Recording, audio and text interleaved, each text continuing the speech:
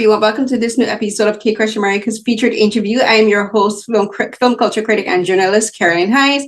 And today I'm very pleased to be joined by filmmaker Hikaru Uwagawa to talk about his debut feature film, Ulysses, which premiered at the 2025 Jeonju International Film Festival in the World Competition Program. So Ulysses is it's a feature-length film, but it's not like it's not an hour and a half. It's just over an hour. And it's kind of like this vignette exploration of just a typical day in the life of complete strangers. And there's a mother and a son in Madrid talking about them missing their father and expectations they have of their father, who apparently is never returning. It's about a relationship between I thought they were strangers at first, but apparently they're friends. These two young people in Spain again, and then it's about this young man going home to the countryside of Japan to perform Bon, which is a traditional Japanese ancestral rites at the gravesite of his grandfather, and just speaking about with his grandfather, his grandmother, his mother about his grandfather, and there's just like random conversations that people have, and there's a simplicity. That, but I think also a beauty and a curiosity in that. But first of all, thank you so much to Hikaru for joining me to talk about the film game. Thank you. Thank you. So I sometimes I like to ask my guests what got them involved in filmmaking. So what inspired you to become a filmmaker, Hikaru? It's quite a long story, I think, because when I was a kid, I loved just watching films like blockbusters. I used to watch like Hollywood films, and sometimes I tell my parents that I want to be a film director, but they said to me like, if you want to be a film director, you have to be rich, something like that. And then I forgot that idea for a certain time. And then when I was in the university in Japan, I took classes of film and poetics, something like that. And then in that class, I had to present a kind of film essay. Of a 1 minute film essay for for a workshop or something like that. And then I did it for the first time. I made a small 1 minute short video about haiku film, something like that. Oh, haiku? Oh. Yeah. And the professor just told me, and then the professor told me that what I made was very good. So that was my first experience that okay, I can make a film with iPhone, something like that.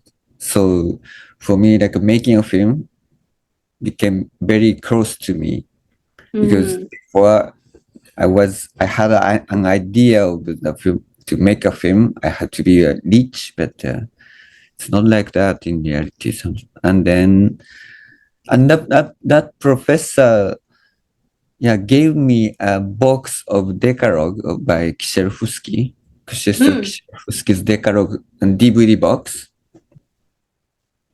and I started to watch the Decalogue, the whole series of Decalogue. And I discovered other type of film, more independent and art film somehow.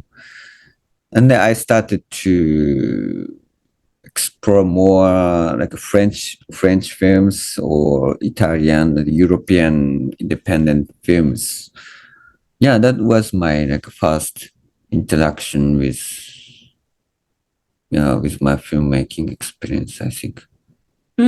Okay, so you said something interesting. So you said your parents were like, if you're going to be a filmmaker, you have to be elite. And you were like, yeah, I think I will, I'll drop that. Is it because you felt pressure to be elite from the beginning? Like you thought that you had to be perfect if you pursued filmmaking. So you kind of just like kind of forgot it and you're like, I don't think I can do it. So you moved on to something else.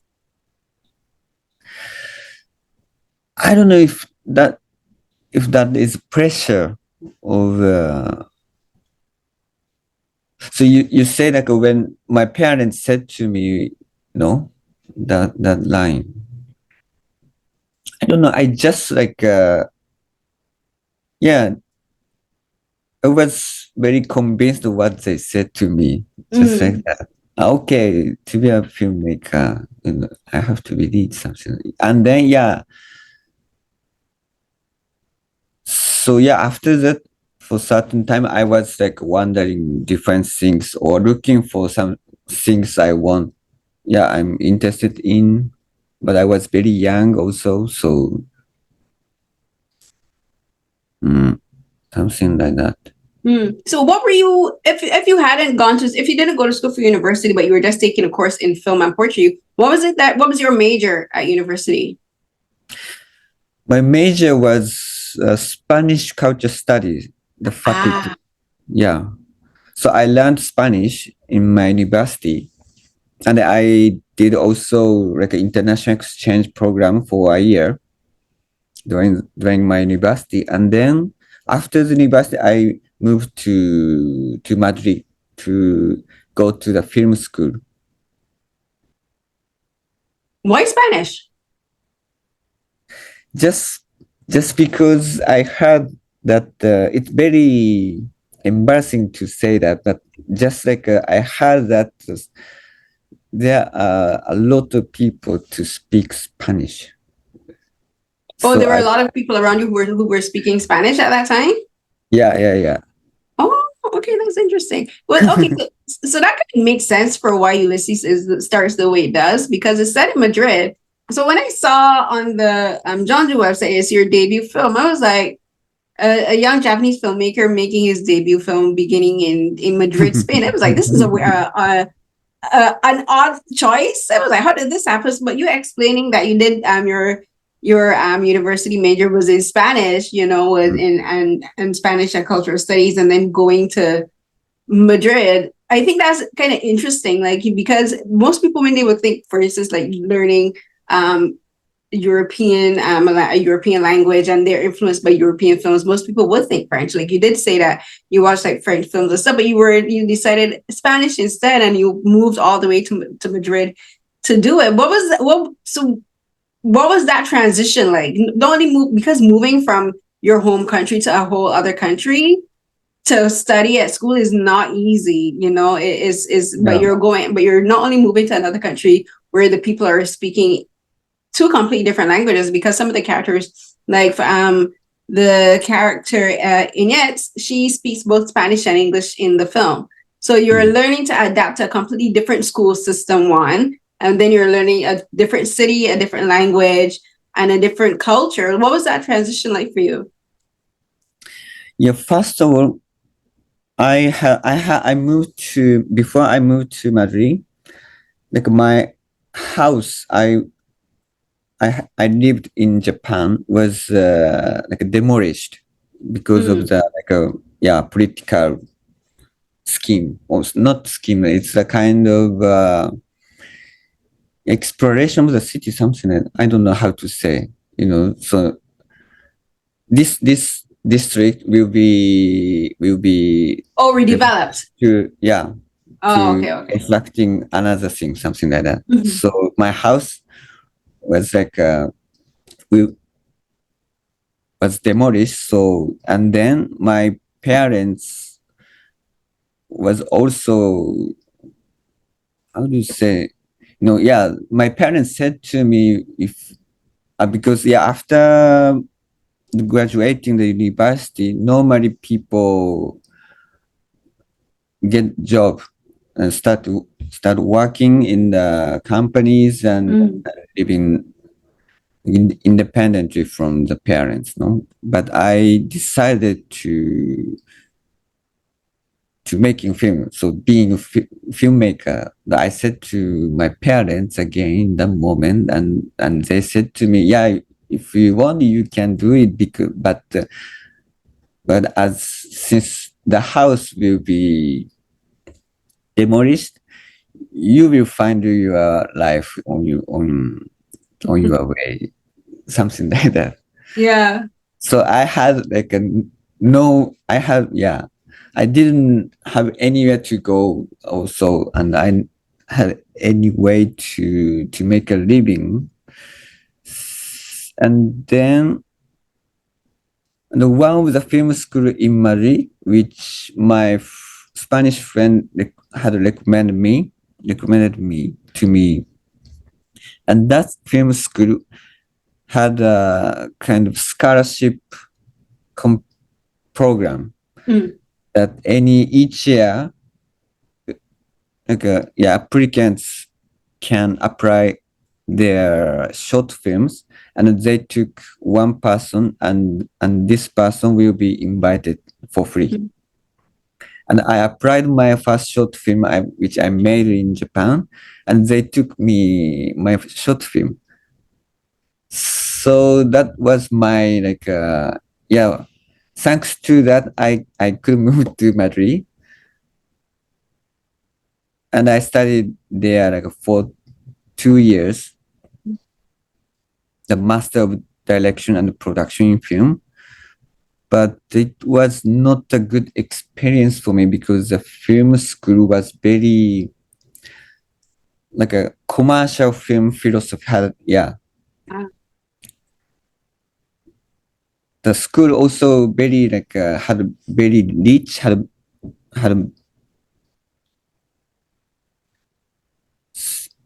the school was very strict, rigid somehow, and how to make this is correct or this is wrong.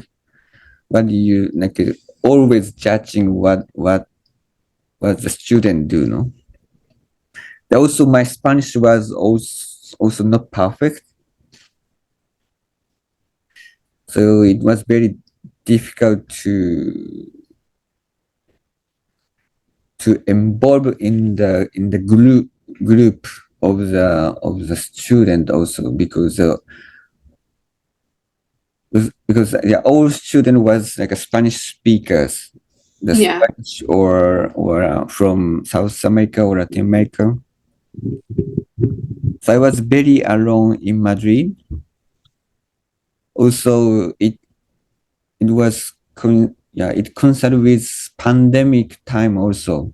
When I went to Spain, and in a half year it started pandemic. Oh. So so I was very around just watching films, 400 or 500 films a year, just watching films, something like that. That's a lot. I watch a lot of TV and movies, but God, that's a lot. But then I met a Russian family, just by chance.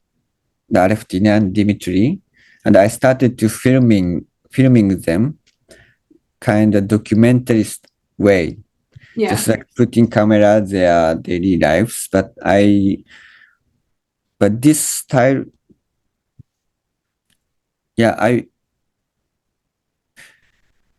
very quickly I start boring filming that way. So I suggested them to do a reenactment of their daily lives, to shoot a fictional way a little bit.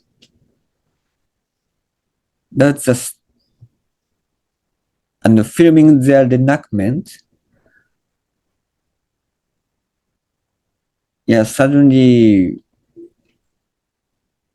they looks like the Ulysses character, something like that. This is the discovering also a starting point of the film of Ulysses. Shooting them, I discovered the project or film which I could make yeah, that's the starting point, I think. So the film it kind of developed organically. You didn't have a plan to start the film. You just happened to be shooting Demi and his mother, and you were like, okay, let's kind of do a script, but not really, because their conversation, the film opens with them having this conversation about a dad that's been gone, and it wasn't scripted, right? You said it wasn't scripted. No, it wasn't. Okay. So that really impresses me, especially with Dimitri, because he says a lot of very profound things in this in this very short sequence of in the film, like, because like they're having just like this talk about the father being away, he's gone to find treasure, to make a fortune to provide them with luxuries. And he said, I have to take notes because I like the fact that you said that it is not scripted really impresses me with him, because he's so young, but he's so, I think, very aware, not only of parental dynamics, but the world, because he says that why does my father need to go off to make a fortune? But what's the purpose? That we're fine the way we are. I just want him here, and then he says and he keeps and then the mom is like, oh, he'll return soon, he'll be back soon. He's like, soon is when is soon? Because he's been gone for 1,000 years, and that 1,000 years started from when I was born. He's 8 years old, but he's like, it's felt like 1,000 years, and that's such a profound thing for a child to say, and that it's not even scripted is even more impressive. Talk to me about just like filming these sequences with them and realizing, oh, I really have a story here. Because I thought, honestly, I was wondering, how is it you're having a moment like this in the film, because the film is very organically structured. So I was really curious to how you were able to get this mother and this son to agree to film them. It's fictional, but it's documentary style. It was very organically. That happened, and I filmed. That was my feeling I have. But when I shoot them, I indicated what they will talk during recording the camera. So in that first scene of that conversation, I told to Dimitri that you will ask where is your father, and I told to Aleftina, say Dimitri will ask you where is his father, so you will answer, you don't tell the truth, something like that. Yeah. And I recorded something. And it just kept going from there. They just kept building up this story over and over. And that was fascinating. And that's fascinating to me. So because after that scene, then we get this other sequence of events where she's having this discussion with this man who is apparently breaking up with her, and she's like, I can't afford to live in Madrid, I have to move. And they're again having this another, it seems like almost again that you are a fly on the wall, catching the breakup of a couple. And ironically enough, it kind of made me think, I don't know if you've seen, but there's a documentary that also showed at the festival called Mistress Dispeller. And I actually did an interview with the director for that, Elizabeth Flo, and I was like, how funny is it that I'm kind of coincidentally watching two films where the filmmakers are just like the camera is just there observing this what seems like very natural conversations in these people's lives. And I was just like, that's such a fascinating thing to me, to be where filmmakers are able to shoot random days in people's lives, And so when I watched your film, the first time I watched it, I was like, that's such a curious thing that both your films have these very intimate moments, and the way you're filming is these very intimate moments in people's lives. And because what happens after the scene with the Dimitri's mom and her boyfriend is there's Inyat, since they're having like dinner, and then these two friends just get up and start dancing. They're dancing to the music and stuff. And so I want to ask you about just like filming these. This is because I'm assuming the scene where the breakup, this is when you realize, oh, I have an actual theme for a story for a film. The dancing. Yeah, the dance scene and the scene at the table where like Dimitri's mom is like, I have to move away because it's too expensive to live in Madrid. yeah, that scene was, it's something like happened to her in real. Mm-hmm. So yeah, the way of filming was like first we have a conversation between me and Aleftina, and she talked to me like things happen in her life. Yeah. With alcohol always. And then the next week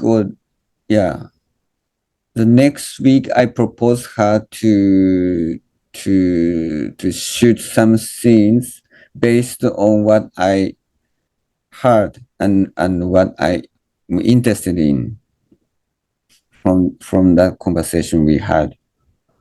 So in that moment, I wanted to feel her talking about the breaking up with her partner. Mm-hmm. But I wanted to create a situation when, where she can tell this to someone very naturally. So I organized a kind of Christmas party and I invited like my friends and we had a dinner and alcohol. And then I shoot that scene, something like that. So dance is also, I wanted to shoot a dance also. So and the people in that table also were all like actors in Madrid. Mm. So so as they collaborating with me to this scene, I wanted to shoot them also. So I proposed to them to dancing, and they were very glad to do it. Mm. So your style of filmmaking is very much improv. It is very much improvisation. Yeah. Mm-hmm. Improvisation. That's very much your so I'm guessing that's probably why, like you said, like the film school in Madrid was kind of difficult for you because it was so structured and it was very strict and it was very much about rules, particular rules of filming, where like for you as a filmmaker, your natural style is to be just free flowing, to be improv, to do improv, and and let the story develop organically. Yeah, but I'm not against with like a plot or structure film. Mm-hmm. Because just I learned or I experiment that but how I write a script in Spanish, I cannot, like my writing was like not good as a Spanish writers as light, no. So this way of making film in Spain, it didn't work for me, just like that. So I decided to make a film like a kind of improvisation. This is what the way I found to make a film which I liked. Because in the school always like I had to write a script and make and do like a storyboard or planning something or everything like very system shoot format, and always like it didn't work for me, that way of making film, because I think because of the language problem on me. Well, that makes sense because like your first language is Japanese, and even just the way that Japanese as a language functions is very differently to Spanish. Like the sentence structure is completely different. The way of speaking and dialects is very different. Even Japanese film style is very different to Spanish film style, and that's something that I love about film because you can tell a Japanese film not only because of the language being spoken, but the film style. Like Japanese film style, whether it's a dramatic feature film, a documentary, a drama, like a TV drama, it's very much different to a Spanish film or a Korean film or American film or a British film, because film is cultural, and like there is a cultural style to make a film, and that's informed by the language, where you grew up and how you perceive the world based on where you grew up. So in hearing you say that it was difficult to do it because of the language barrier, that makes sense to me. Not only because Spanish isn't your first language, but because like the way how you would think in Japanese is very different to the way you would think in Spanish. Yeah, totally. Yeah. Also, the way of like an improvisation way of shooting was also made me discover of like another made me find a reason of why I want to make a film, because this way of like getting know the people and places and waiting to something happen to record the camera. That whole this process is for me the served as getting closer to the people or to the places which I couldn't do in the school. Yeah, it took very, very long time compared with the system shooting way. But more like I could construct more like an intimate relationship with them, with the places. So that was very important for me to rediscovering filmmaking somehow.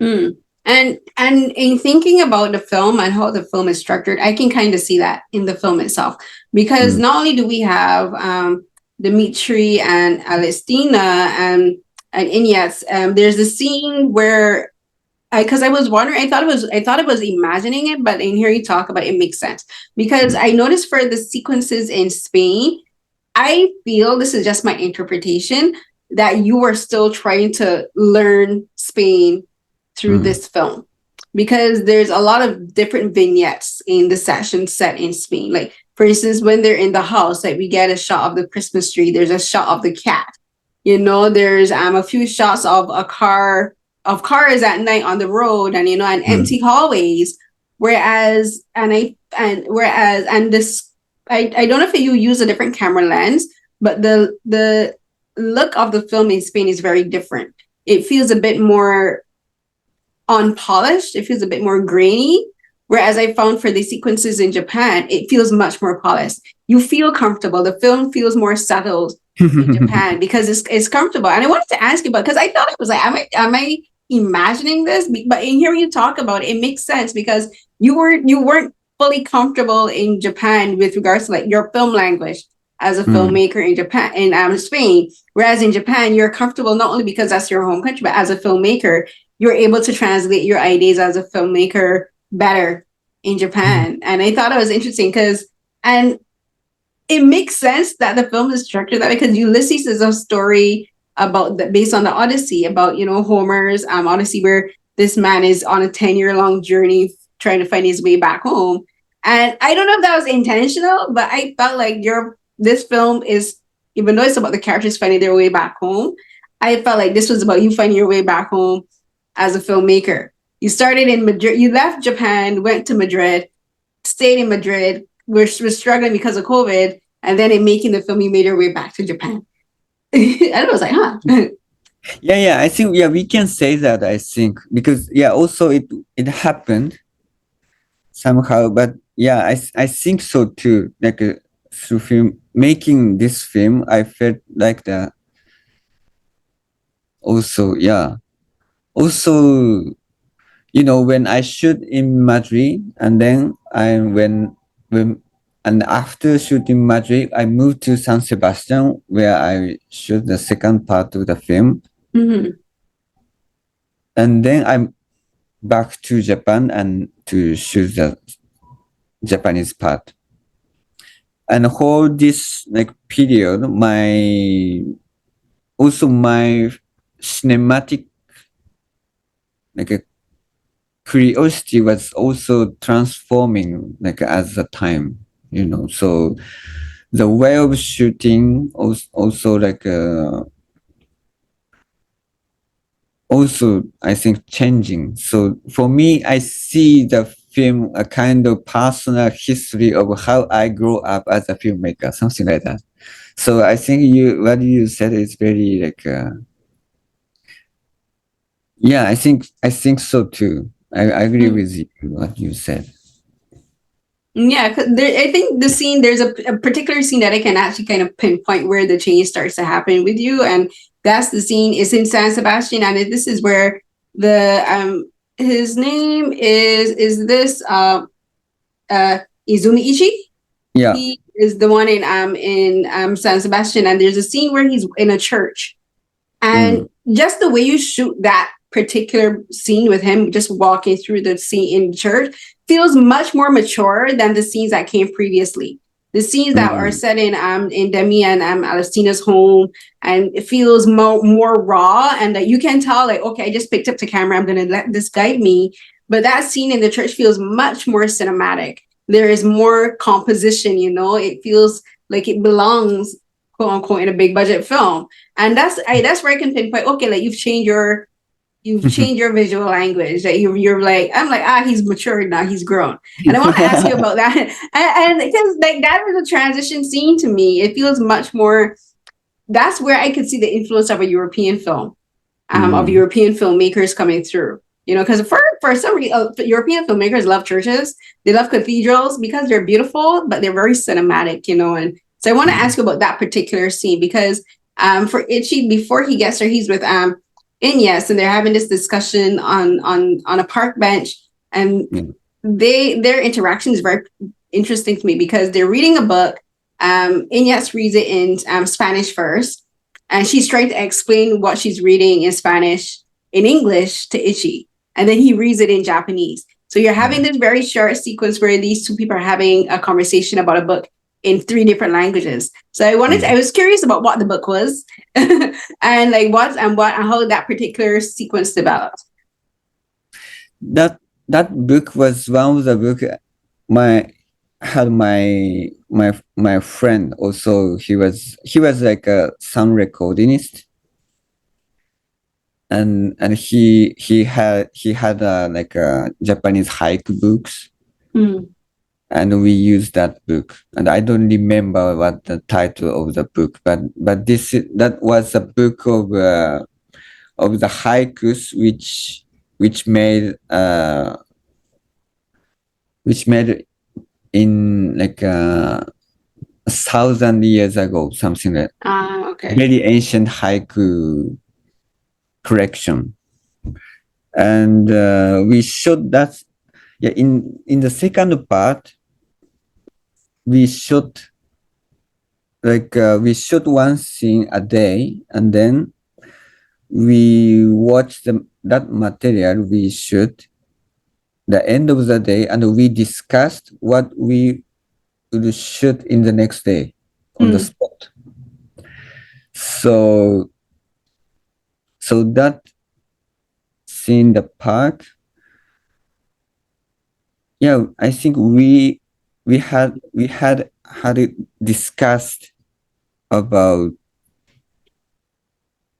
and we decided that we need to shoot some scene of two reading a haiku, something like that. So we shoot that scene in the bench, and that park, or that was a square of one was a big square in San Sebastian, which I crossed every morning to go to school.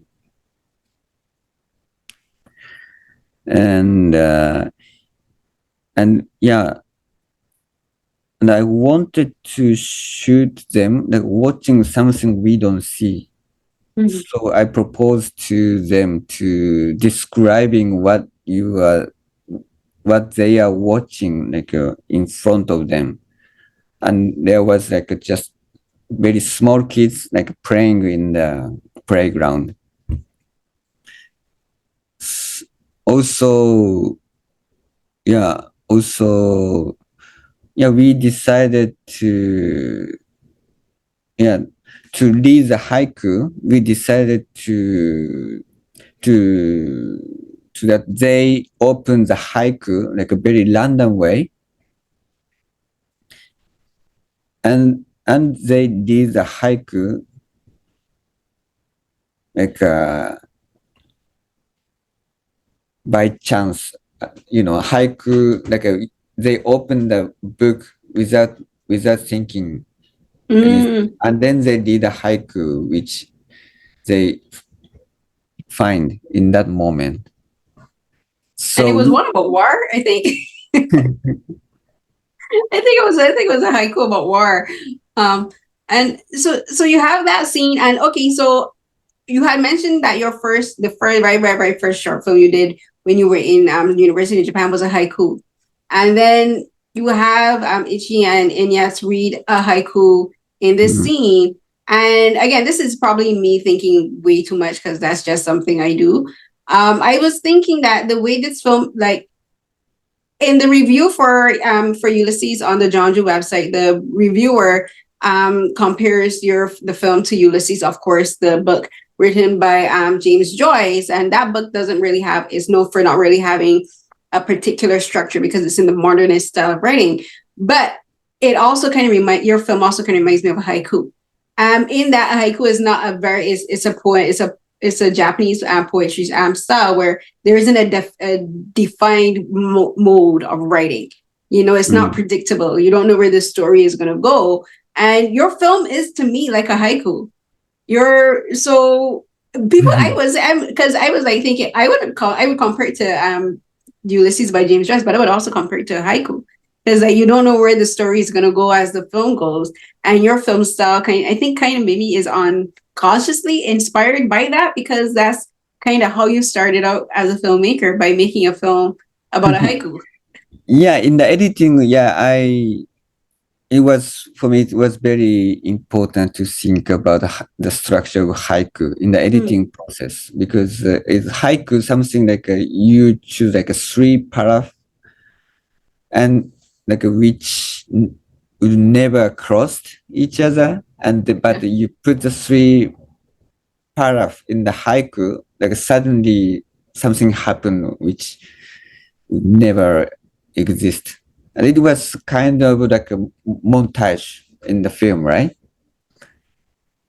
For me, it was kind of editing in film.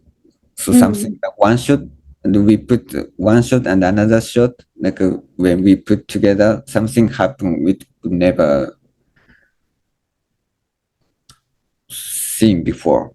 Yeah, you can't really have a repetition. Okay, so yeah. I wasn't thinking too much then, so it was intentional. Yeah. Somehow, yeah. Okay, it was right, because I'm like, am I thinking too much? But no, I was not thinking too much. But I want to talk now a bit about the scene in the church. The scene that I consider your transition from being a bit more of an amateur filmmaker to really finding your film language as a filmmaker. Talk to me about that scene. Like, what was it that inspired you to take Ichi in this film? Because the thing is that he arrives there with Inyats, but she doesn't go all the way inside with him. She guides him, but she goes to the entrance, and then he has to continue the rest of the way by himself. And that transition interests me because that's where the next chapter of the story begins. And this is a story with another Japanese man going home. But so I kind of saw like how you're creating, like he's almost going through a portal in the church for us to get to the second to the third chapter of the story. So the third line in the haiku. Yeah, that scene, the church scene was it was just we need a silence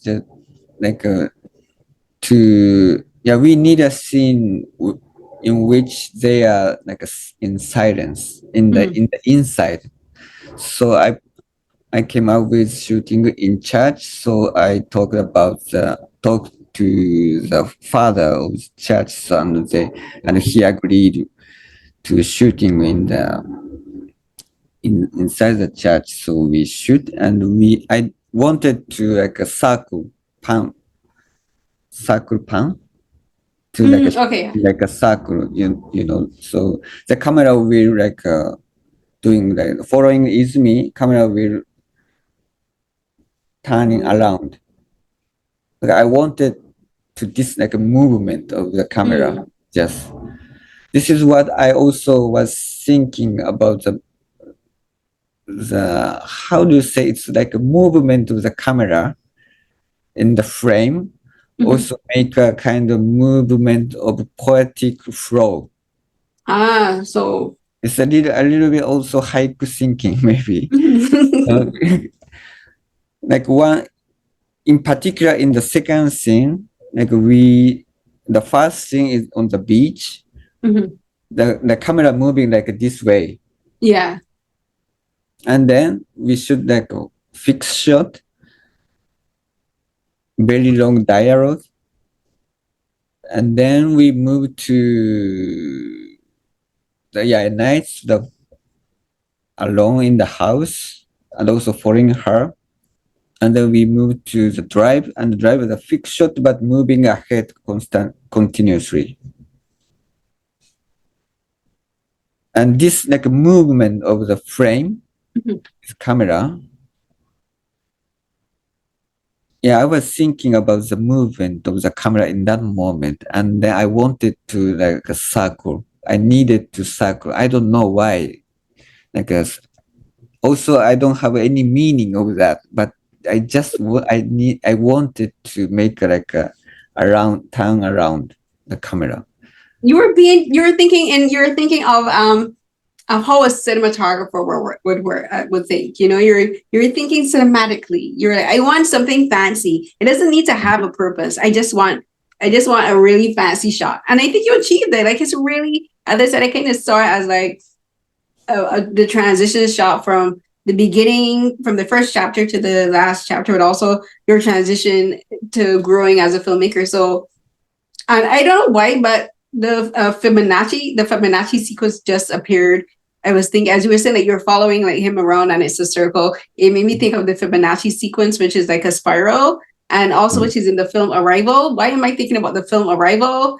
I don't know why, but as we were describing it, it made me think of that, because the Fibonacci sequence and like a spiral and a circle is actually a theme in that film, you know, the film Arrival. So like, I don't know why my brain just made that connection. And then because the film is structured almost like in a haiku, is that why the screen ratio is 4:3? The frame ratio is frame ratio is 4:3 ratio, yeah. right? Yeah. So is that why? It's because we have like this is like a kind of super micro budget films. So I wanted to control as much as possible in the frame. So how narrow is the frame? For me, it was easier to control what it's good in the frame or not in the frame. This is very practical reason for me, like choosing 4:3 aspect ratio. Oh, okay. So I've never thought about it. So explain to me how that would affect your budget, because as you said, like it's a micro budget film. How does the aspect ratio tie into the budget of the film with regards to like with controlling what you can show? Yeah, for me it's like a frame is a budget for me, because if you have a wider frame, you have to take care of every frame, everything appear in that frame. And this, if you are wider, the more things I have to concern in the frame, you know. Because in my frame now we have like a 69 Mhm. in my frame, and there is a tree there, and there's like a towel also in Yeah. the setting. And if we have like a 4-3, I don't have to concern to the three and the towel, just only me, right? So Mhm. this is for me, it's a budget, because the tree is the budget. Also, it's like a money in the film. If I want to put the tree more broad, like a flower with flower or something, I don't know if trees. I don't know if this tree works in the frame which I want. Mm. So I have to think about the tree. What kind of tree I have to put Oh. to yeah, this space of the frame. So this is money also. Oh, I've never thought about that because that makes sense. Because no, that I legit never thought about that, but that also makes sense where because for instance, even if you keep the tree, for instance, but if you want to get rid of the towels after you film, you have to pay the editing. That's extra money in the budget that you have to cut. Okay, so and it made me think. I don't know if you've seen the video because the new film Sinners by Ryan Coogler. So he did. There's a video on YouTube that he worked with Kodak where he explained the differences in aspect ratio. And as you're describing, I'm like, that makes sense because some of the wider the aspect ratio for the film, and especially if it's an actual film rather than digital, the more expensive the film is. Yeah, but I don't know how many people think about the ratio like that. Oh, okay. But for me, more like a wider frame, the wider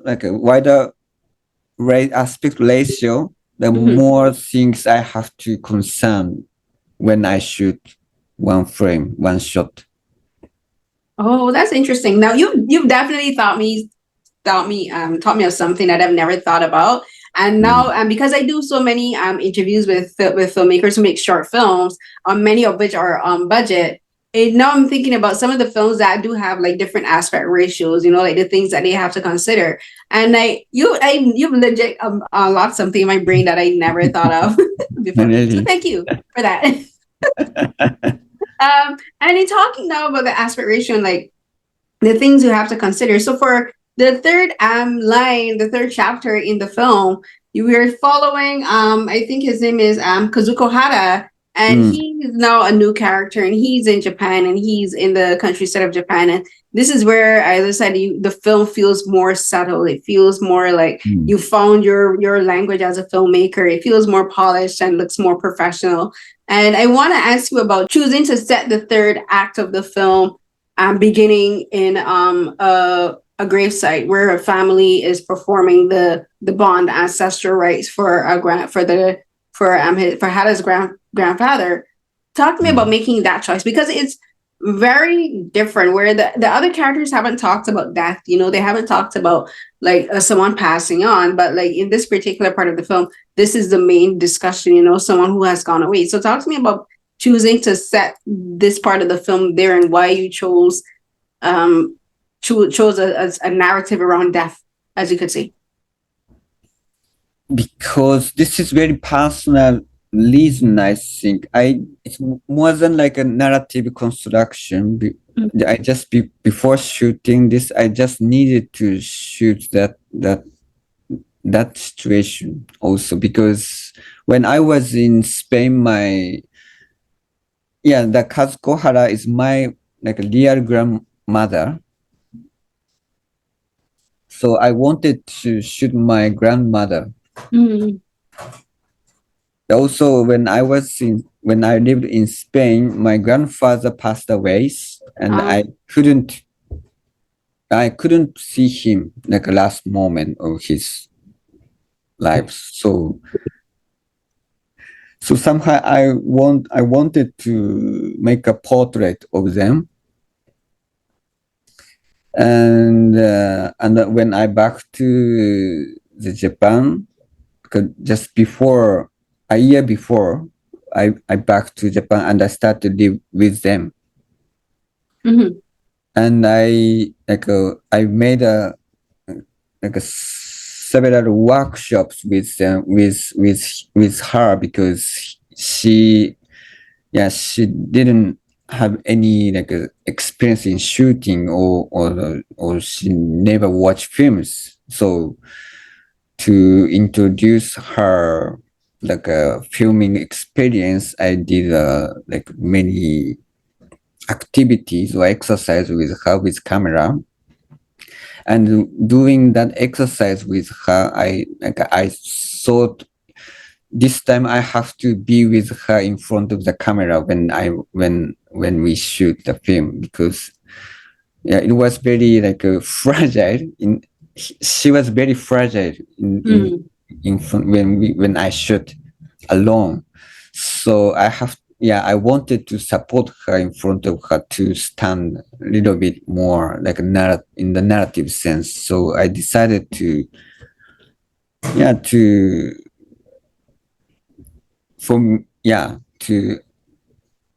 I decided that I'm also on the stage.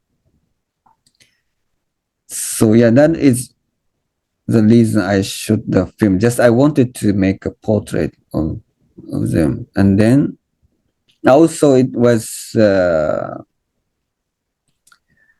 inspiring also from the Ulysses part, and also the Joyce's Ulysses. So in the Joyce's Ulysses there is a funeral chapter.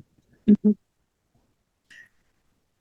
And this chapter was just describing the process of funeral of someone. I don't remember the character name, but I was also thinking about a little bit the Joyce's Ulysses, just preparing something like a ritual things.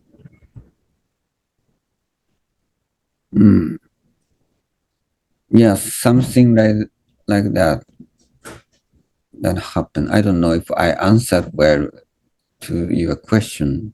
You did, because you did, because the thing is again, in the first chapter, it's about a mother talking about a husband who's gone away, and she's worried about things like if he's not eating enough at school, she's worried about not having enough money to pay for school. Then she's talking about a breakup, and then it's talking about Christmas and having communion with friends. And then the second chapter is someone going to church, just having a regular day in a town square in a park and going on a beach and talking.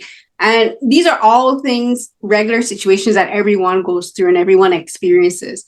And something else that everyone experiences is grief, is death, having doing memorials for a loved one, talking about the person that you miss, finding things that belongs to them. And for this third chapter, you said you're kind of making it as a portrait of your family, and that makes sense because this is something that you've all experienced, because your parents your mother's experience is different to yours, because she grew up in a different time. She's a woman and she's worked in a different industry. You are her son and you went away to Madrid, you studied away for 2 years, and your grandmother's from a different time period. She lost a husband, but the thing that you all have in common is that you lost this person that you missed, so that makes sense. It makes sense to me that the film is very much about things that everyone has in common. Doesn't matter where you're from, these are things that everyone experiences. Yeah, everything I shoot in that film is very personal, from personal things, and happen very organically. So I wanted to keep that aspect of things. It's kind of also it's kind of my personal history, it's not my biographical personal history, no, but also kind of recording the time and the people and the places I lived in. It's the kind of a personal history for me. Yeah, they're familiar things to you, things that you'll remember and things that shaped you as a filmmaker, but also as a person. And it's saying that it made me, I was wondering, in what was it like putting yourself into the story then? Because before you're just the observer, you're the camera, you're the director on the outside, you're the one giving the cues, you know, telling them, okay, we'll discuss this, but I'm not going to give you a script. But then you're inserting yourself into the story, and not only because you want to be in the story, but because you're doing it to support your own grandmother, you know, because you're making her comfortable. What was that like for you, stepping from behind the camera and going into the story yourself? It was in the narrative sense, like just to record their stories. Like I needed to someone to listen, like as a character. To listen? to listen their story. And I thought like I was like a best person to do that, to play that role, because I don't belong to that place in the house, because I never, like, I didn't grow up in that place, so I don't belong to that place, but I know them, like, because the family. So this is very like good distance to listen. Also, they can speak things like a little bit like intimate things. They would talk in the unknown people. So this is my like a narrative decision for me to put someone to listen, and I think I was the best person to do that. And then also like in the shooting, it was a kind of like doing. It was very interesting for me, like to making a mise en scène or like a dialogue, or kind of doing a direction in front of the camera, something that. So always I was thinking about if I ask something to her, or I just like being there, and then waiting for something happen. So it was like constantly like thinking about those things when the camera is recording. Also, like I was very like concerned about where I am standing also, and how I would be in the frame. Like this is the right position to the camera or not, or I have, or if I move to a little bit light, something, I was like I was thinking a lot about that thing. So I was not an actor, because I was the director within the yeah. I think so who was operating the camera when you were when you were in your role as the character? Who was the person operating the camera? His name is Keisuke Sekino. He did the cinematographer of the Japan part, and he also involved from the Japanese part. He involved as a producer too. Also, me and Keisuke, we are very close friends from the university in Japan. And we did also like after shooting, we did also post-production process together, like producing the post-production. And he recorded the camera.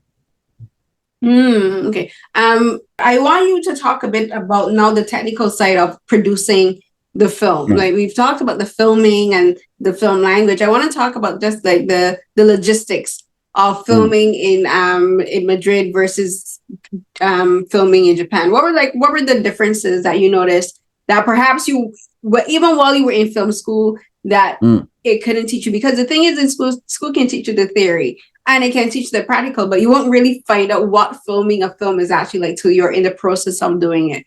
And then after you've done it, you have to worry. There's the production side of it you have to worry about. What was some of the challenges that you noticed that were different in Madrid to Japan? It was in the film school, and in San Sebastian also I was in the like a master I was in the master of filmmaking. So two places I was a kind of student, so, and I took advantage of being a student because I took the camera and the mic, also every technical equipment I could take from the school. So I used to these things. Also, my film school. So my film school friends also helped me to shoot that, like in the scene. In Madrid, mostly I filmed alone. And in San Sebastian, but like we are like 5 people in the crew, and everyone was from the school of that master. And then, so it was like the budget was very very low because of the school, because of being a student. Yeah. Sense. And then my master was finished.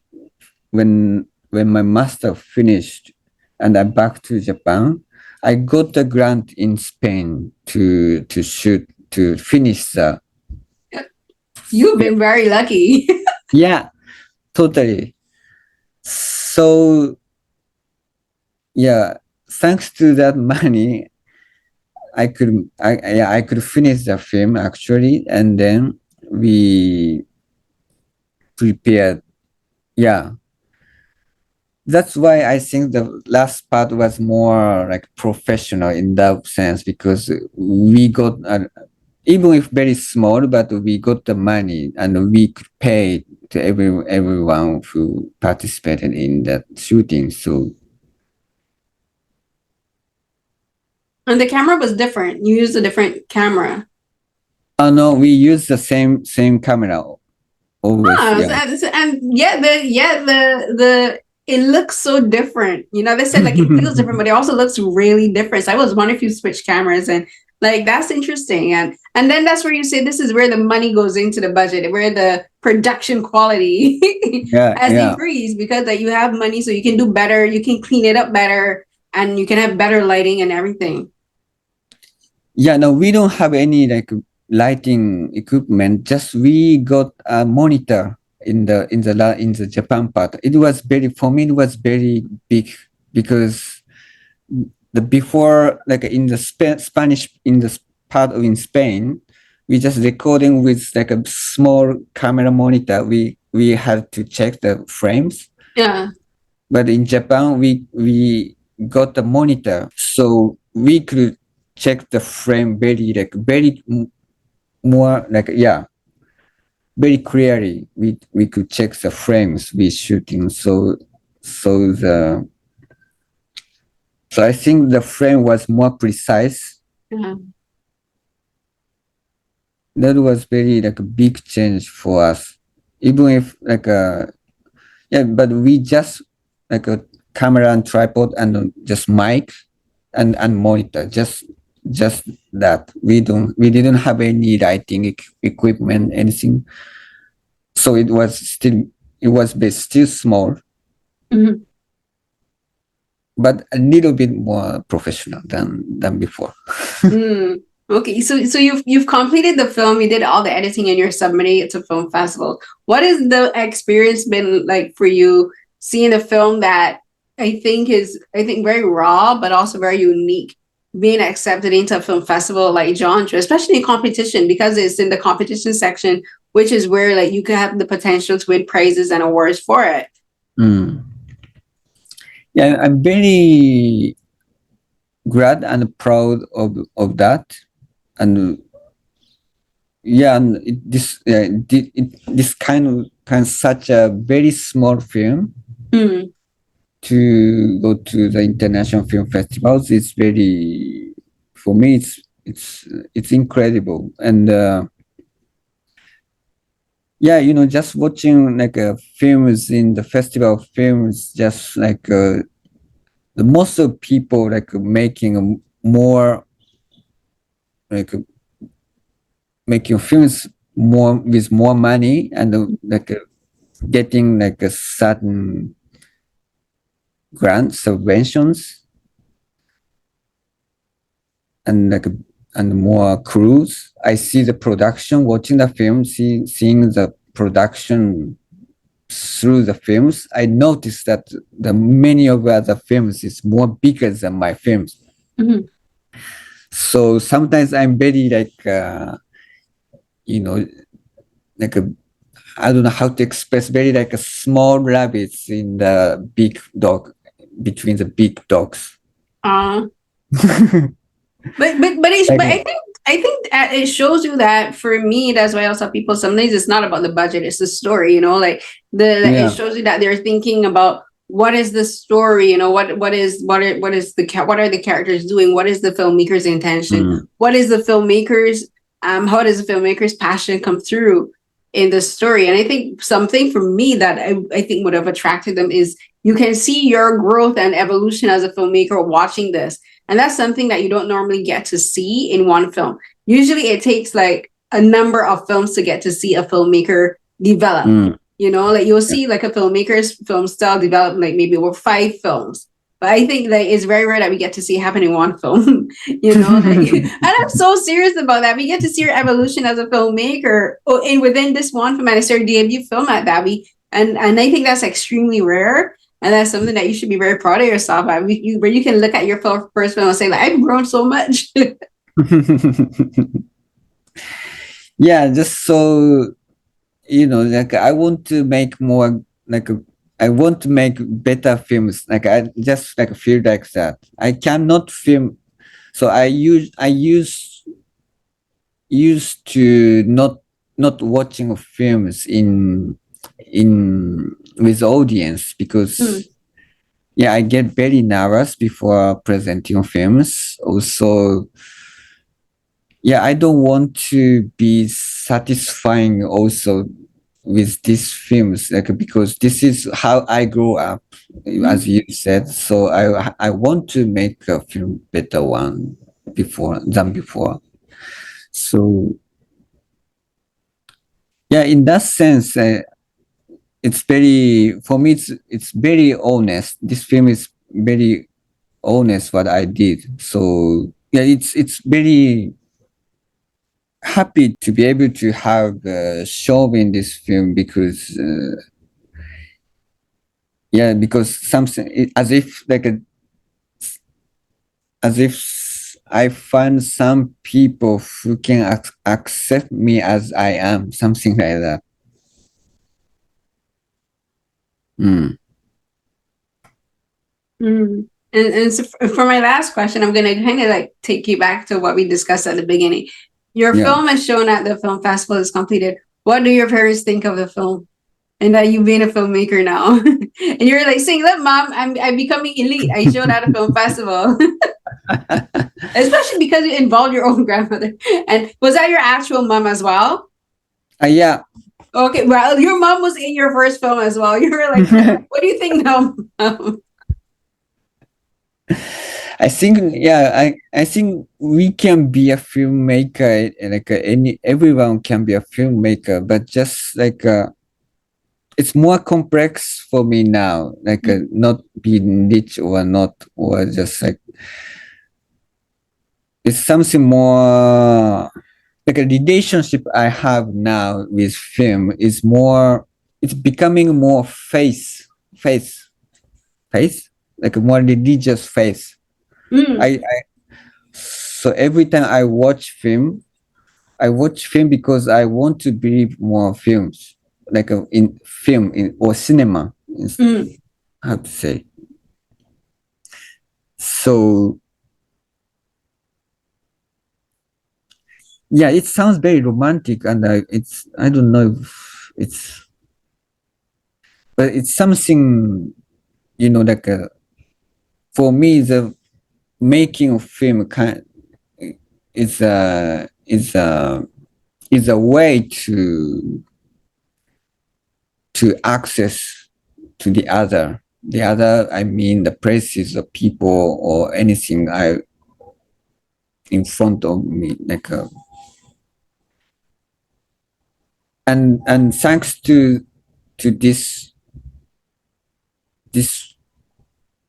thanks to this I can like a being of I can live as a human being a little bit more. I feel like that. And do you think it helps your parents to understand you a bit better now, and maybe you to understand your parents a bit better? I don't think so. Just that they would listen, but I don't know if they would understand. Or if they don't say, I'm sure they understand, because now your mom has the inside perspective. Yeah, your mom is like, your mom is like, okay, I can understand film a little bit better now from the other side of the camera. But I understand what you mean. Like, film is a way for you to help people to understand you more and the way you think. And I understand it because I use film a lot as examples to help people to understand me. Sometimes when I'm having problems explaining myself, I use films as examples. Like, I use analogies a lot, and I'll use a film to explain to someone what I'm like before when I was talking about Arrival and like that, because that's how my brain thinks. My brain thinks in film. But so I understand what you mean about that. Like, it makes sense because film is your language. It's your language of communication. Yeah. And I think that's neat. You know, that's the beauty of film. It doesn't matter what language you speak. If you watch the story, if you pay attention, you can understand what the characters are saying and the director's intention. Yeah. Also, like you cannot make a film alone. That is good things for me. You have to invite someone to make a film. This is like if you are animation film is quite different, I think. But so making film makes me not alone. This is very important for me to make film. Yeah.